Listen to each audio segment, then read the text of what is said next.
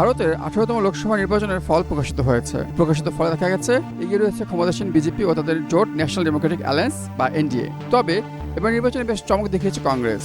গত দুইটি লোকসভা নির্বাচনে বাজে ফল করা দলটি এবার জিতেছে 99টি আসন। সংবাদ মাধ্যমের প্রতিবেদনে বলা হয়েছে, লোকসভার 543টি আসনের মধ্যে এনডিএ জোট দখলে নিয়েছে 295টি আসন এবং কংগ্রেসের জোট ইন্ডিয়ার দখলে আছে 231টি আসন। এছাড়া অন্যান্য দল ও স্বতন্ত্র প্রার্থীরা মিলে পেয়েছেন 17টি আসন। এদিকে পশ্চিমবঙ্গের 42টি আসনে এবার একাধিক তারকা প্রার্থী ছিলেন। এছাড়া অন্যান্য প্রদেশেও অনেক তারকা প্রার্থীকে দেখা গেছে। শেষ পর্যন্ত তাদের মধ্যে অনেকেই হেসেছেন বিজয়ের হাসি। লোকসভা নির্বাচনে পশ্চিমবঙ্গের 42টি আসনের মধ্যে 29টিতে জয়ী হয়েছে তৃণমূল কংগ্রেস। এই রাজ্যে তৃণমূল থেকে প্রার্থী হয়েছেন 6 তারকা, তারা প্রত্যেকে বিপুল ভোটে জয়ী হয়েছেন। এই তারকাদের মধ্যে অন্যতম রচনা ব্যানার্জি। ওপার বাংলার জনপ্রিয় অভিনেত্রী হুগলি আসনে তৃণমূল কংগ্রেসের প্রার্থী হয়েছিলেন এবং প্রথমবারই রাজনীতির মাঠে নেমে জয় পেয়েছেন তিনি। রচনার বিপক্ষে বিজেপির প্রার্থী হয়েছিলেন লকেট চট্টোপাধ্যায়, কিন্তু শিখা ছেড়ে রচনার ভাগ্যে।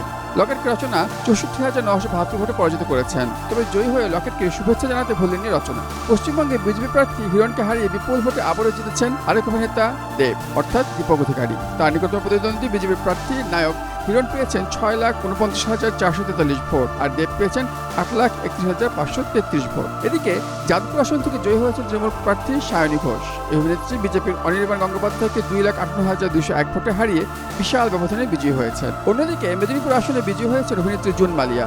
সেখানে তিনি বিজেপির হেভিওয়েট প্রার্থী অগ্নিমিত্রা পালকে পরাজিত করেন। 90 দশকের টালিউডের জনপ্রিয় অভিনেত্রী শতাব্দী রায় তৃণমূলের প্রার্থী হয়ে নির্বাচনী ময়দানে নেমেছিলেন এবার। তিনি পশ্চিমবঙ্গের বীরভূম কেন্দ্রের প্রার্থী ছিলেন। শতাব্দী 1,97,650 ভোটের ব্যবধানে জয়ী হয়েছেন।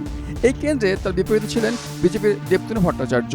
বহরমপুরের হেভিওয়েট প্রার্থী অধীর রঞ্জন চৌধুরীকে এবার চমকে দিয়েছেন ভারতীয় ক্রিকেটের সাবেক তারকা ও তৃণমূল কংগ্রেসের প্রার্থী ইউসুফ পাঠান। অন্যদিকে আসানসোল থেকে জয়ী হয়েছেন শত্রুঘ্ন সিনহা। এই প্রথম নির্বাচনী ময়দানে নেমেছিলেন বলিউড তারকা কঙ্গনা, তাই অনেকে চোখ ছিল তার দিকে।